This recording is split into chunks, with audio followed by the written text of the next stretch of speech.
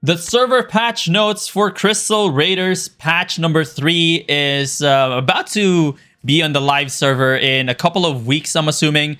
And there is a huge nerf coming to one of the most used weapon in Corrupted Dungeon and also in arenas. So you may want to stay tuned up until the end of this video because we're going to discuss all of the things that are going to change for Crystal Raiders patch number 3. Let's start off with the adjustable mobile player display limit. With this patch, mobile users with sufficient powerful devices can adjust the amount of rendered characters visible on screen at one time before the characters displays as dummies. So this is also true, but now you can adjust if you have a powerful device.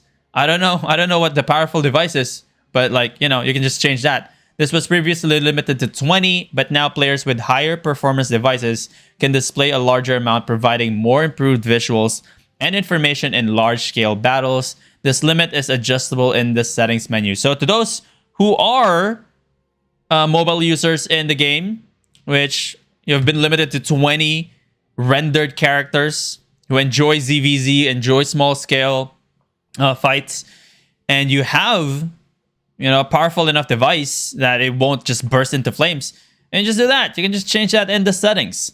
Other changes: on the final invasion day of a guild season, a territory stored raw energy is now paid out the moment the territory is conquered in order to prevent territory trading afterwards. All right, so there's small changes as well for some territory thingies. Here we go. The more exciting part is the combat balance changes for this patch. There are a bunch of items and skills that are going to be affected by this. The first one for the combat balance changes is for the Holy Staffs. The Ascended on all Holy Staff, this is the passive. This is the duration from 1.5 to 2.5. To those who do not know, Ascended is the skill, the fourth passive skill that you get on all Holy Staffs. Now, this is really used mostly for life touch. So the Ascended, if you don't know, is every W ability or your second slot ability. Every time you use it, all of your cast and channels become uninterruptible for 1.5 seconds. Now they're making it so that the uninterruptibility duration is 2.5. And this is quite significant because most of the time when you use a life touch, which channels for 2 whole seconds, and with the addition of the global cooldown, you use your Holy Blessing or any W ability, use the life touch. There is this still a brief window of 0.6, 0.5 seconds of players can still interrupt your life touch ability, life touch E ability that is. But now they can no longer do that because your overall uninterrupted duration is 2.5 and the life touch E ability only lasts for 2 seconds. So this actually, if you look at this, you will be forgiven to think that this is a simple, it's a little bit of an increase in the duration. This is actually significant.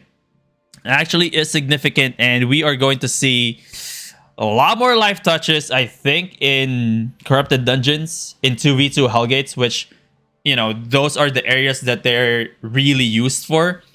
And I'm excited. I'm actually excited, and I'm going to test it out myself. It's going to be huge. It's going to be huge.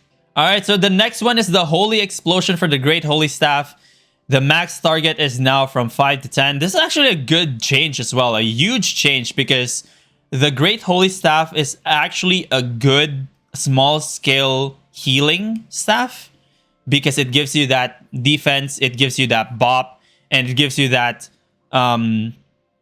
ticking heals for an AoE. One of the limitations definitely was the maximum targets, so it cannot really be used for more than 5 in a group. So now you can just use that. You can just all clump together in that small circle and just E, get your defense. Obviously, don't get caught with any clump skills that can just one-shot you. There you go. The maces for the Sacred Ground on all maces, the duration is from 5 to 4 seconds.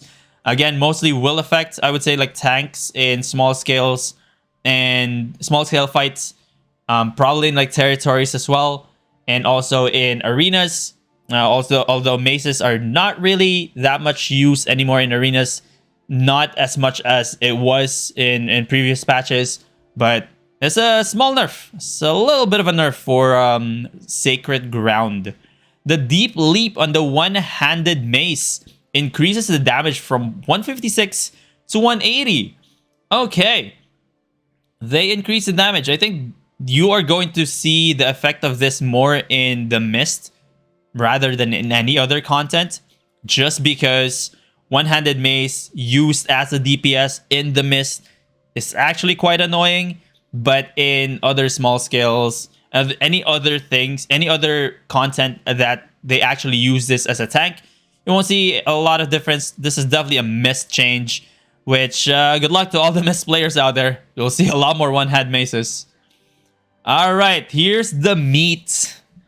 Here's the meat of this patch note. The Shapeshifter Staffs. The Wild Onslaught on the Primal Staff. Let's look at that. Here we go, the Primal Staff. This is the Wild Onslaught here. It basically has a dash and a roar. Now the dash, right here, can now be interrupted by forced movement effects. So forced movements like Fire Wave, Firewall, right? Any bops. So no longer can a Primal Staff user just dash through whatever and just roar you to death. You can now actually time it, or even just prematurely just put a firewall up there.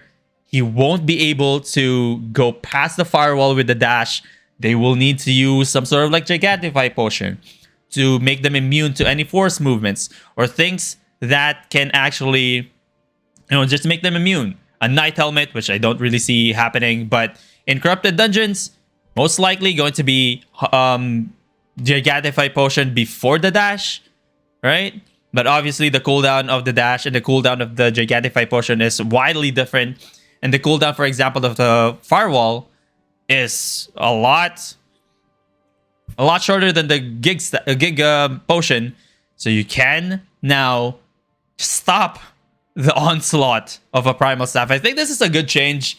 It's just that the bear dashing through basically anything, even say a Purity Robe on arenas, it's just wild.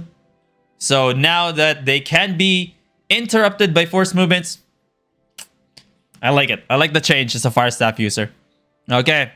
There is also another change for the Shapeshifters for the Blood Moon Staff.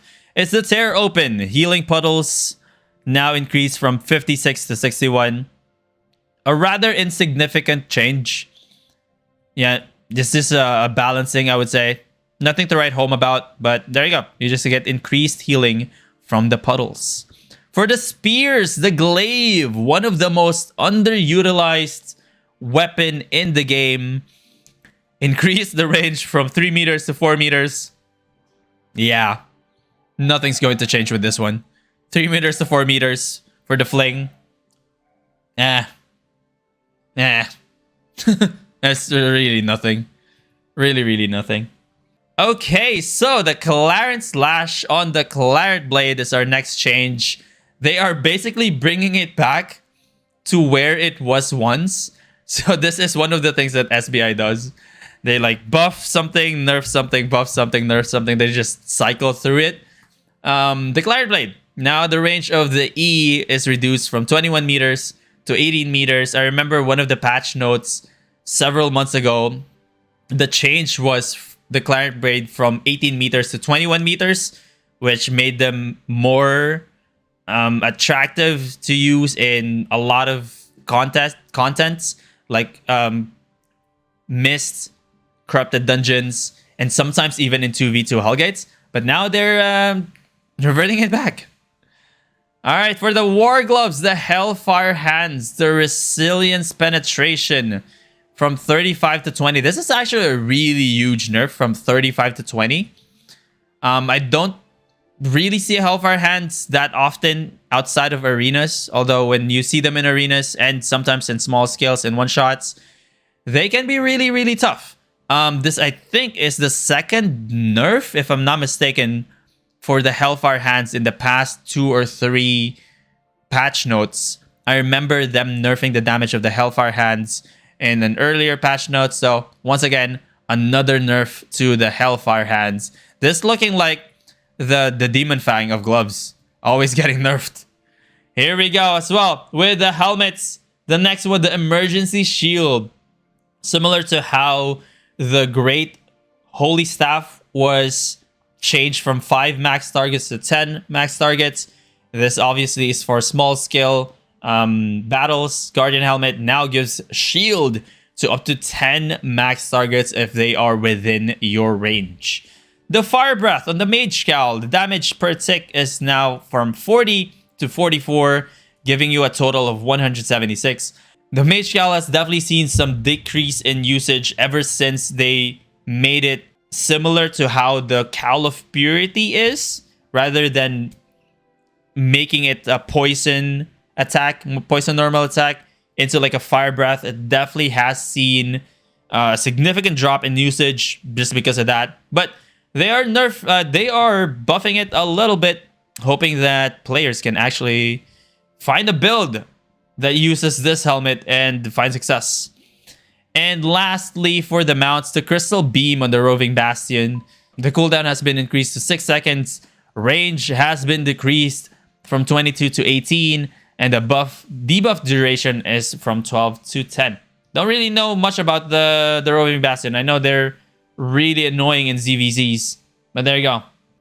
But that's pretty much it for this this patch notes. Let me know what you think in the comment section below. If you are on Twitch right now, !patch to get the link to this. If you are on YouTube, there is going to be a link in the description below.